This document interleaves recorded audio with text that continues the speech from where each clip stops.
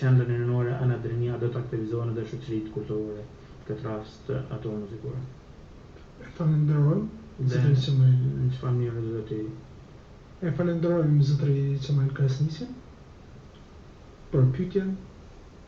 Mirë po, duke pasur parasysh se qendra rinore Anadrinia është e sapo themeluar dhe përballet me sfidën kryesore e cila është mos prezenca e një objekti adekuat ku mund t'i kryejë veprimtaritë e saj.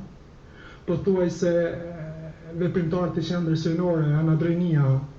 ende nuk kanë një zyrë të veçantë ku mund të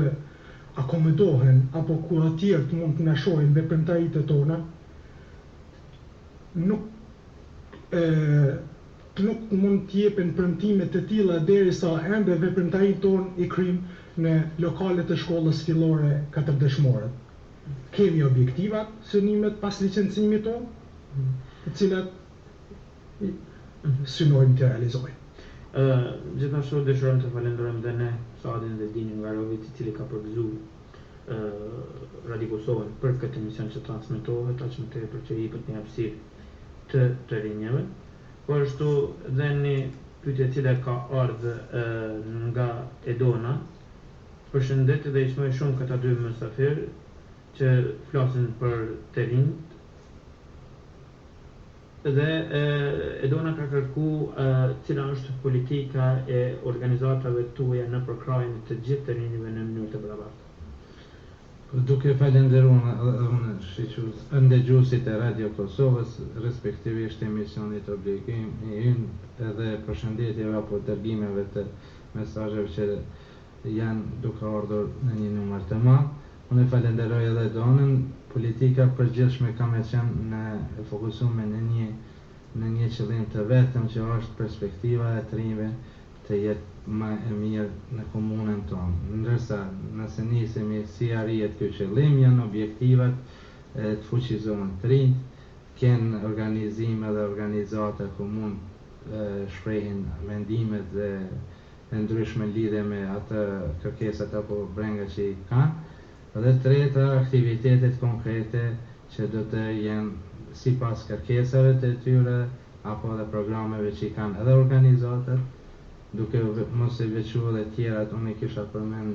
në pika të shkurtra kemi qendrën rinore ku i përfshin gjitha komunitetet, pastaj janë organizata tjera edhe nga komuniteti rar. I kemi edhe tjera që përfaqësojnë, domethënë ato me të mirë apo që kanë me aftësi të kufizuara. Domethënë të gjithë këta kanë fokusin edhe tjera organizata, klubi basketbollit Drenia ku ka aspektin e moshave të ndryshme. Domethënë edhe organizata tjera duke mos më zënë për të madhes që nuk pata kohë për t'i përmendur. Këto janë qëllimet e vetme që integrimi, vetëdijësimi dhe fuqizimi të rinjve të ndodhë në një kohë sa më të shkurtër. Do doja edhe këtë pyetje t'ju adresoja të dy, meqenëse se ka ardhur një pyetje ku të jemi disa të rinj të cilët sorlatëm në për lokale të ndryshme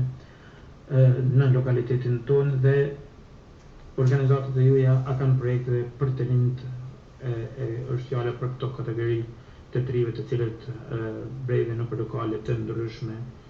kafene të ndryshme për të integruar në aktivitetet rinore. Po, ky ka qenë edhe objektiv i nismës formimit që qendrës rinore Anadrinia, do thotë që brenda një kohe shumë të shkurtër ka arrit që promovimin e saj zyrtar ta bëjë me dy aktivitete radhazi, me 11 qershor. Aktiviteti i parë do thotë ka qenë mënyrë simbolike të dilet në mbledhjen e mbretërinave nëpër komunitetin tonë, në fshatrat Ratkovc, Den dhe Malsi, ndërsa aktiviteti i dytë, i cili për herë të parë ju është dhëruar të rinjve të komunitetit tonë, ka qenë emitimi i ndeshjes finale live ndërmjet Holandës dhe Spanjës në ekran të madh në ambient të hapur mund në qendër të fshatit Ratkovc.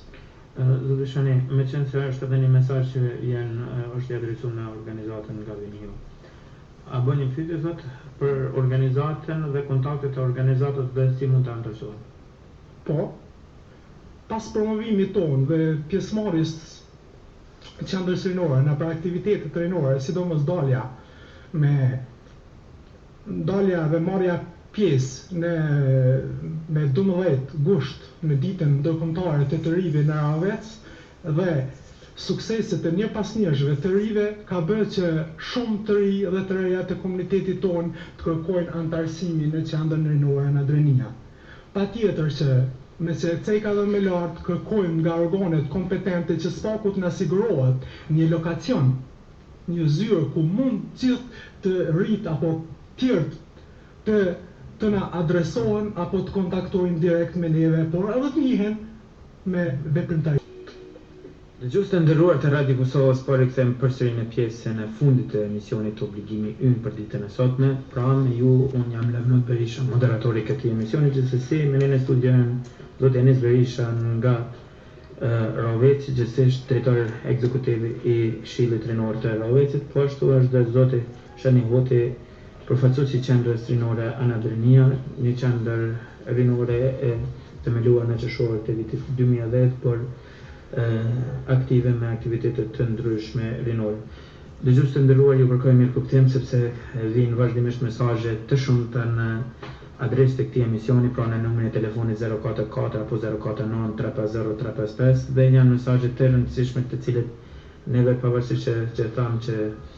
është mesazhi i fundit që lexuam më parë, por do të bëjmë një parashtim në respektivin dhe do të lexojmë edhe mesazhe të tjera. Pra, gjithashtu në ka ardhur zoti Enis një mesazh nga zoti Muhamet Bityqi, i cili pyet çka për të drejtat e fëmijëve, organizatat, sigurisht për organizatat e liga. Patjetër se në përgjithësi në këtë umbrell, po dhe unë personalisht jam drejtor dhe i organizatës që themelun 2001, ku kemi edhe qendrën e edukimit, kemi pas kampanjat të ndërësishme që e kanë përfshirë të moshën ndoshta më të re,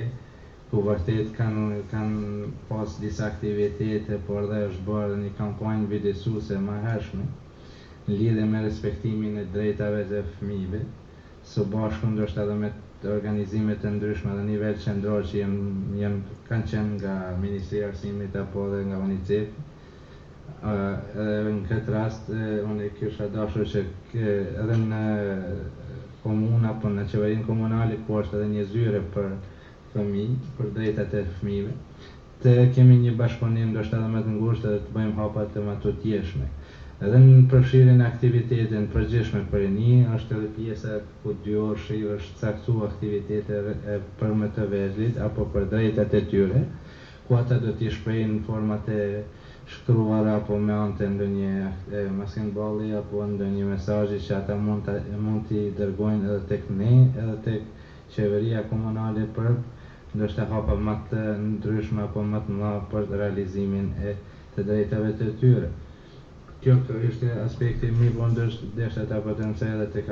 personat me autizëm kufizuar, ku kemi një varg trish, ku edhe organizata ndikos sipas raportit që ne bëjmë në kuadër të këshillit. Kemi është ka qenë një aktivitet 1 vjeçar ku është ofruar mësim për ata që nuk kanë mujtur të vijojnë mësimin në objekte të rregullta shkollore. Ka qenë projekt 1 vjeçar vitin e kaluar, kur disa mësuesja dhe një koordinatore i ka vizituar të gjithë të rinj me aftësi të kufizuar në shtëpi dhe ju është një mësues që të kenë edhe ata një shkrim dhe lexim elementar për të vazhduar edhe ata një jetë pak më ndryshme, sepse shkrimi dhe leximi është i nevojshëm. E financuar nga Ambasada Amerikane dhe vërtet ka qenë një hap apo një qëllim i vërtet i mirë dhe është arritur një sukses bukur i mirë, ku ata kanë ndier veten më krenar dhe pjesë vërtet të shoqërisë. Zoti Shani, më çhet se për ju do të jetë pyetja e fundit në këtë emision. Unë nga ju do të kërkoja një përgjigje sa i përket rolit tuaj në të ardhmen. Sa besoni që me organizatën këtë qendrën rinore Anadrenia në atë pjesë ku ju do të veproni, do të përmirësoni të drejtat e të rinjve, në veçanti të drejtat e vajzave të reja, ku apo pse jo edhe personave me nevoja të veçanta, apo edhe minoritetëve. Më shumë ti besoj në punë, dhe angazhimin e trive, sidomos interesimi i madh për i shumt i trive, cilët kanë qenë të privuar nga kjo e drejt, ku vetëm pak aktivitete për një kohë shumë të shkurtë që i kemi bë, ka tregu që interesimi i trive është në një masë shumë të madhe. Ajo çfarë ne premtojmë, ose nuk premtojmë, por jemi në shërbim të trive, janë aktivitetet të njëjshme të cilat do të organizohet, pjesës së cilës do të jetë edhe 13 shtatori dita e rinisë, e cila do të mbahet në komunën tonë, ku për hir të kësaj Qendra Rinore Madrënia në bashkëveprim me Këshillin e Veprimit Rinor do të organizojë një cross me qëllim të shndrimit në cross tradicional të rive të komunitetit tonë.